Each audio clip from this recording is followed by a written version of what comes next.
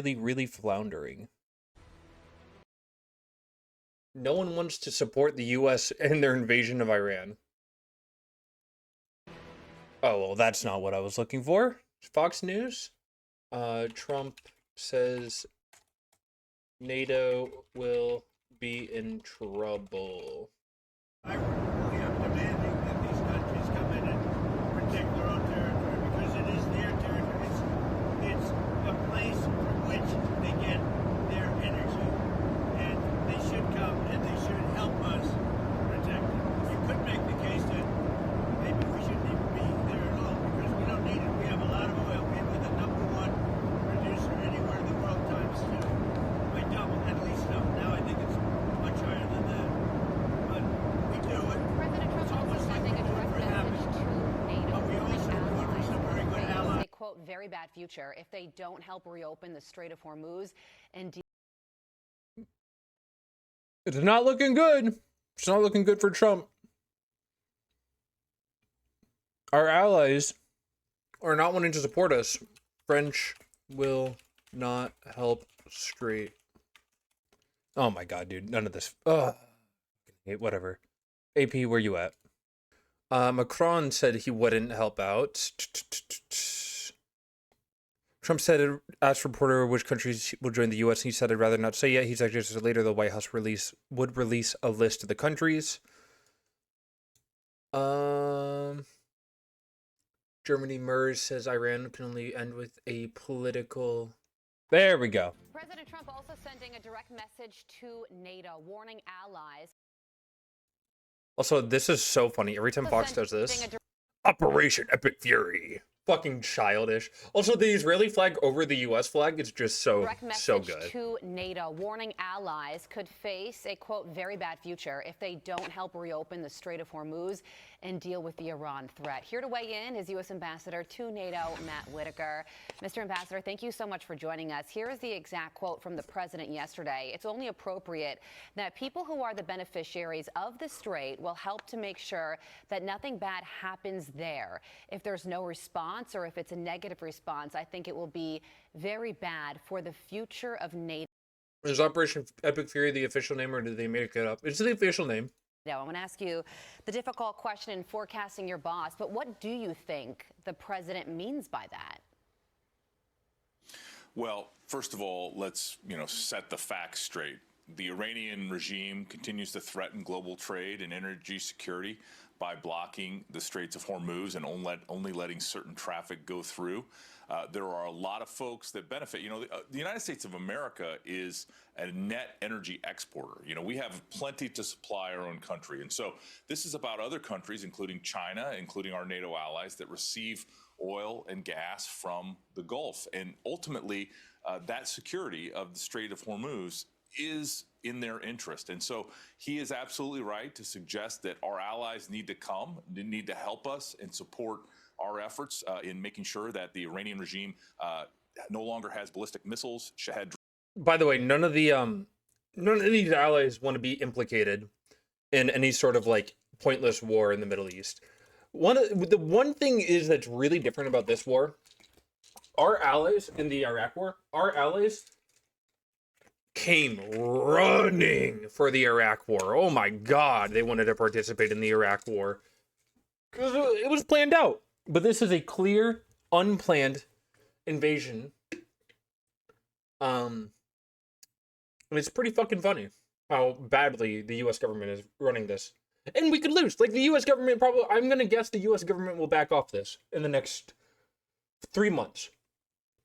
Or it's another forever war. Sorry, I had to take my medication. Because oil is just, again, oil is the big thing here. God, $94.18. That is fucking crazy. Drones or developing a nuclear weapon. And all of these things add up to a fact that this should be the whole world. Our allies, our friends, folks that benefit from the energy in the Gulf coming together and, sending a clear message that the Iranian regime can no longer get away with this. Well, speaking of that, the Financial Times is also reporting that Italy and France have contacted Iran to try and arrange passage for their ships. While President Trump is trying to create this coalition against Iran, how does the U.S. view that? Well, it's a sign of weakness. You know, President Trump has made NATO stronger, has encouraged our NATO allies Made NATO stronger. Yeah, okay.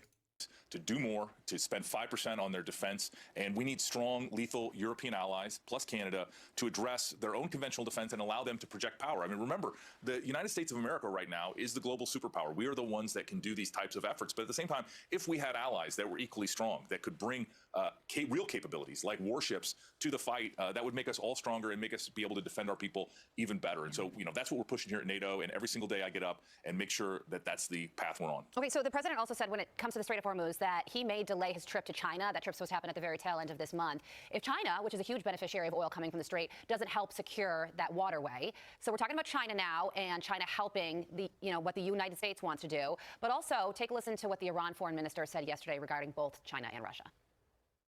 Russia and China are our strategic partners, and we have Yep, and they're letting them through. I never thought we would see the U.S. fall so far behind Russia and China at the same time. had close cooperation in the past, which still continues, and that includes military cooperation as well with these two countries, politically, economically, even militarily. To say once again that this is not our war. Okay, so if China is Iran's strategic partner, then can we anticipate China helping secure the Strait? Well, remember what that means. A strategic military partner means that Iran and I guess China are trying to kill American troops. That's very bad for China. Jesus, man. Are you seriously fucking saying that? Only wants to say they were equally strong when they were begging for support. True! That is not a good look. And President Trump and President Xi are going to have to get together and work this out because ultimately, we cannot have a world where hostile forces, including Iranian forces, are trying to do damage and injure and ultimately try to kill American troops. And so, we need to push back every single day. China is benefiting from cheap Iranian oil. Those days are ending because President Trump saw that it was no longer tolerable what Iran was doing by pursuing a nuclear program together. Striking Park Island was still insane to me. So, we're going to have serious adult conversations with the Chinese and make sure they understand that you should not be an adversary to the United States of America. That is not in your best interest. U.S. Ambassador to NATO Matt Whitaker, we thank you so much for your time this morning. Be sure. The U.S. is the first fourth world country. I mean, just look at this fucking time lapse. That's insane. I'm pulling up marine traffic on my other monitor. It just takes forever to fucking upload. Like, I still don't get why we would ever strike cargo. No country will want to join in the U.S. policing the Strait of Hormuz. Very understandable. Those countries, yeah.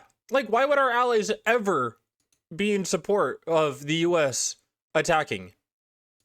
Like, why? Why would they ever help out the U.S. when we completely fuck over every single country? We push our allies away. We cause them, like, economic pain and suffering. And then we start invading other countries. How the fuck do I use this? Vessel filters. Ship type. There we go. Oh yeah, baby. Oh yeah, embrace tradition. Yeah, the Strait of Hormuz has, because all of their oil is at Carg Island.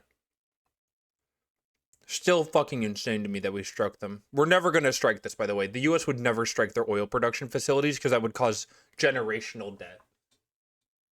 Generational oil debt.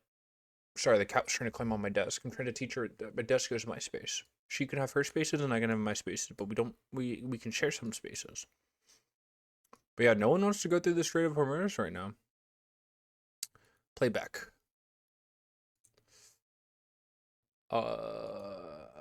Okay, never mind. All these ships are going to be parked here for so fucking long. Obviously, this strait is still going to be open.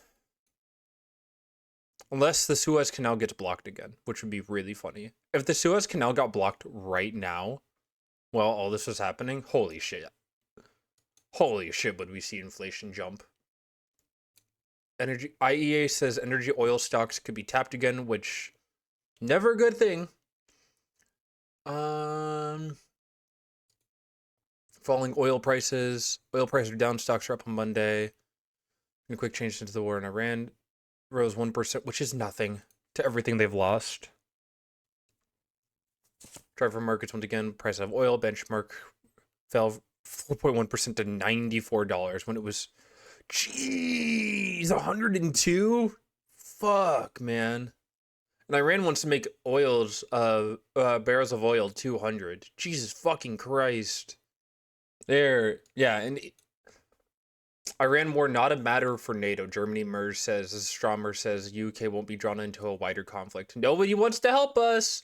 Not to mention some of the military who are commenting about possibly getting sent to Iran. Some of them are disturbing and is describing straight up like admitting they will hurt women over there. Yes, I have a video getting uploaded about that. I think I uploaded a video about that already. No, I didn't. But yeah, where's that video? This video you're talking about? Brad Mag, baby. Nope, not Brad Mag. Not Brad Mag. Where's the Instagram post I'm looking for? There we go. This guy. Whatever this guy's name is. Yeah, Joe. Joe's his name. Go to Iran. I can't deploy to Iran. And it's not because I don't want to. I want to serve my country. It's just that I will be an OPSEC liability in any country filled with pretty caramel-colored women. There it is. She's going to be like, what's an op-board? And I'm going to be like, it's... How does... U.S. is the first fourth world fucking country. Not because we need them, but because I want to find out how they react. Dude, they're floundering. They're floundering so fucking badly. They are fucking terrified of this being a failure on them because it's very clear that this is getting pushed back pretty fucking badly. It's pretty clear that no one wants to help out. Demanding that these countries come in and protect their own territory because it is their territory.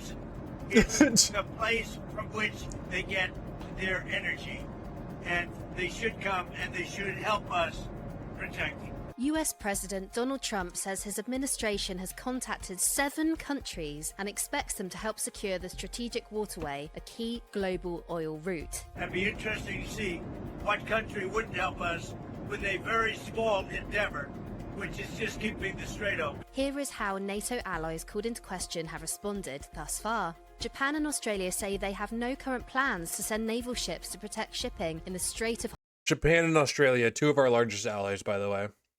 Hormuz, despite pressure from Washington. Tokyo has instead begun releasing oil reserves to stabilize supply, warning that deploying Japan's self-defense forces overseas would be politically sensitive, while Australia has said its current contribution is limited to providing aircraft to the United Arab Emirates. The United Kingdom is considering sending aerial minesweepers, though officials caution that deploying warships could escalate tensions. France has ruled out sending additional forces, saying its priority is maintaining regional stability. South Korea has not yet decided, saying it will continue consultations with the United States before making a decision. China is reported to be in talks with Iran about ensuring safe oil and gas shipments through the strait, but Trump has piled on the political pressure by warning he may postpone a planned trip if Beijing does not provide assistance. Italy's Meloni has also been openly critical on the US war on Iran, describing it as part of a growing and dangerous trend of interventions outside the scope of international law. Yep. Welcome to the fall of the US, people.